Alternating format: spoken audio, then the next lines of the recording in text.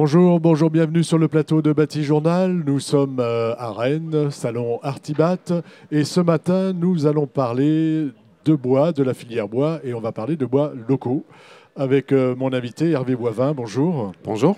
Vous êtes prescripteur bois construction chez Fibois Bretagne. Rapidement, Fibois. Alors FIBOIS, c'est la filière Bois Bretagne. C'est une association qui réunit 320 professionnels de l'ensemble de la filière, depuis les propriétaires forestiers jusqu'aux maîtres d'ouvrage, en passant par les exploitants, les scieurs, les industriels, les charpentiers, les architectes. Voilà, donc un ensemble important de l'amont à l'aval, comme on a l'habitude de dire. C'est ça. Redonnez-moi une définition. C'est un bois local. Qu'est-ce que c'est? Alors le bois local, ça va être le bois disponible le plus proche du chantier sur lequel il va être mis en œuvre. Donc ça peut être l'échelle communale si on dispose des bois et de la transformation locale. Ça peut être le département, la région, et puis on peut aller jusqu'à l'échelle nationale. La plupart des produits bois existants sur le marché aujourd'hui sont disponibles au niveau national. Donc le local peut on peut élargir le local au pays et oui. Après on essaie de se rapprocher. C'est un peu en fonction des produits disponibles et des habitudes. En fonction de la technicité, effectivement, des produits disponibles, éventuellement des essences ou des qualités recherchées. On peut éventuellement aller au dehors de la Bretagne. Traditionnellement, en Bretagne, on trouve quel type d'essence, quel type de bois et quel type de produits? Alors un petit peu comme au niveau national, on retrouve quasiment toutes les essences. On a une forêt constituée essentiellement de feuillus, 75%, donc on va retrouver chêne, châtaignier, hêtre. Et puis chez les résineux, on va retrouver du Douglas, du pin maritime, du pin sylvestre. Voilà, on a tout le panel, on va dire. On a à peu près tout le panel. En termes de produits, c'est quoi les habitudes ici? Il y a du bardage, on a des entreprises qui... Oui, alors en bois local, on a effectivement une production de bardage relativement importante, de platelage, un certain nombre de produits d'aménagement extérieur ou de vêture. En bois de structure, c'est un petit peu moins développé que dans d'autres régions françaises, mais c'est quelque chose sur lequel on travaille et sur lequel on progresse depuis quelque temps. Avant d'aller un peu plus loin, je voudrais aussi que vous nous rappeliez, vous nous disiez l'intérêt qu'il y a à utiliser des bois locaux. Parce que finalement, il y a beaucoup de bois dans le nord de l'Europe. Ça fonctionne plutôt pas mal en termes d'importation. Donc pourquoi aller chercher les bois locaux? Quel est l'intérêt d'aller chercher les bois locaux? Je pense qu'il peut y avoir déjà une recherche presque de souveraineté, ou en tout cas de limiter notre dépendance aux produits d'importation. Donc maintenir ou retrouver des capacités, des savoir-faire locaux, donc une capacité à produire à peu près toute la gamme de produits nécessaires sur nos chantiers. C'est également maintenir l'emploi, la valeur ajoutée sur notre territoire. Et puis, je pense qu'il y a aussi une satisfaction un petit peu intellectuelle à travailler avec les gens d'ici, les professionnels locaux, depuis la forêt jusqu'à la mise en œuvre. Voilà, l'idée, c'est vraiment de continuer ce cercle vertueux, on va dire, de l'économie locale. Oui, un petit peu comme on le faisait autrefois, finalement. Autrefois, on allait chercher, tous les savoir-faire étaient disponibles localement. Donc, on a un petit peu évolué au cours des décennies passées, mais on est en train de retrouver finalement tout l'intérêt de disposer des savoir-faire locaux. Alors, est-ce qu'on va pouvoir tout faire en bois local? Ou est-ce qu'on aura quand même besoin d'utiliser d'autres types, de bois qui viennent de plus loin? Alors, à peu près tous les produits, y compris les produits techniques nécessaires et utilisés aujourd'hui sur les chantiers, sont produits à l'échelle nationale. On n'a guère qu'un seul produit, le LVL, qui n'est pas produit sur le territoire français. Donc, ça veut dire qu'on peut produire un bâtiment ou des aménagements avec 100% de produits français. Par contre, tous ces produits ne sont pas disponibles localement sur la commune, la ville, le département, la région. Oui, bien sûr. Mais au niveau national, on saura faire avec des produits français. Donc, si je veux faire avec des produits français, comment il faut que je fasse, on va dire? Est-ce que, bon, on sait que pour les marchés publics, c'est compliqué d'imposer du bois local, même s'il y a des petites astuces. Mais un maître d'ouvrage qui voudrait travailler, un maître d'ouvrage et son maître d'œuvre qui voudrait travailler avec des bois locaux et français, comment il doit s'y prendre? Je pense que le maître mot, c'est l'anticipation. Donc il est important de sourcer au maximum les produits et les compétences dont on a besoin.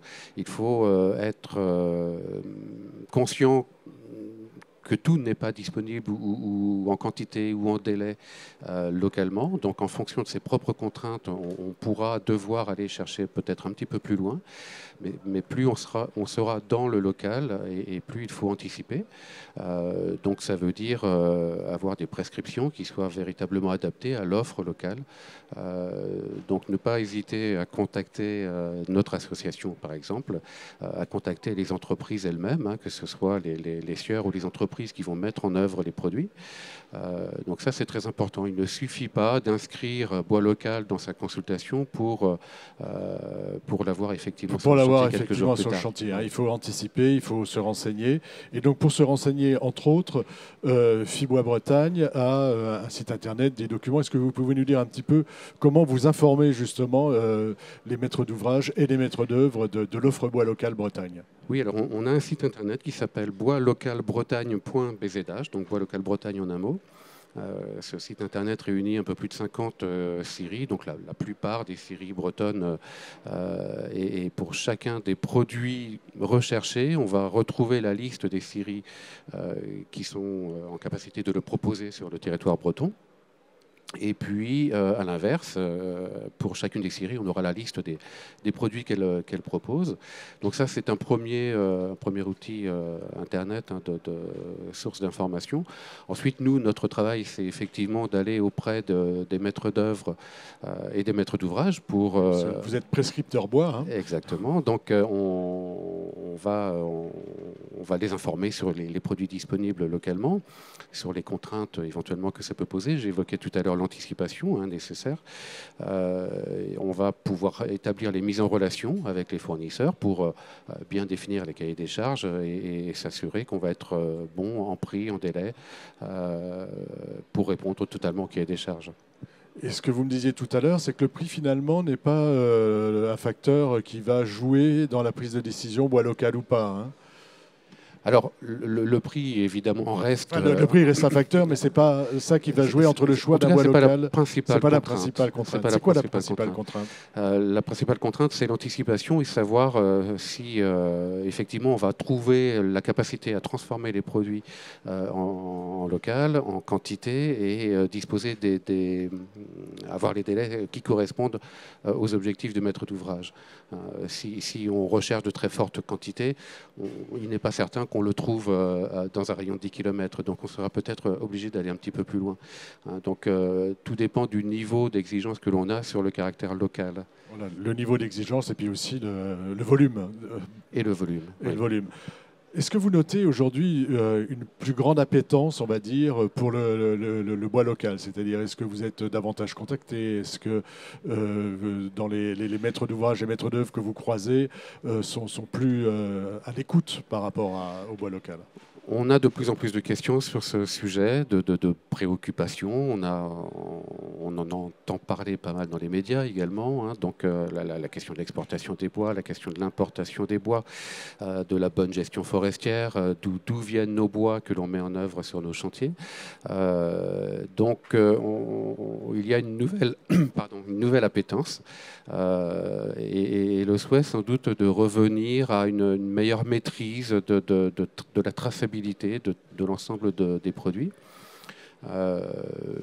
Donc oui, c'est une tendance de fond qui mérite qu'on y réponde. Ce qu'on a évoqué également, c'est qu'il est important de ne pas penser qu'on va savoir tout faire tout de suite avec les produits locaux. Si on fait un collège ou un lycée, on n'aura sans doute pas le bois sur la commune. Donc, voilà, il faut vraiment... il faut y aller progressivement. Voilà, et le local, c'est progressif aussi. Voilà. C'est-à-dire que c'est 10, 20, 200 km. C'est pas idiot d'aller chercher du bois un peu... Et donc le maître mot, c'est véritablement sourcer, c'est-à-dire savoir jusqu'où on est capable de produire localement et progressivement d'augmenter le rayon d'approvisionnement en fonction de ses propres besoins, de ses propres contraintes techniques ou économiques. Dernière question, est-ce que utiliser du bois local permet d'innover? Est-ce qu'on innove avec le bois local? Alors, le matériau bois reste le matériau bois, qu'il soit local ou importé, hein. Donc, c'est pas tant le matériau ou l'origine qui va faire l'innovation, c'est plutôt le savoir-faire qu'on va y mettre, hein. Par contre, je pense que on est en train de réapprendre à se fournir localement. On a besoin de nouveau d'investir dans les capacités de production, de transformation, de distribution. Il y a sans doute une innovation un petit peu de mode de consultation,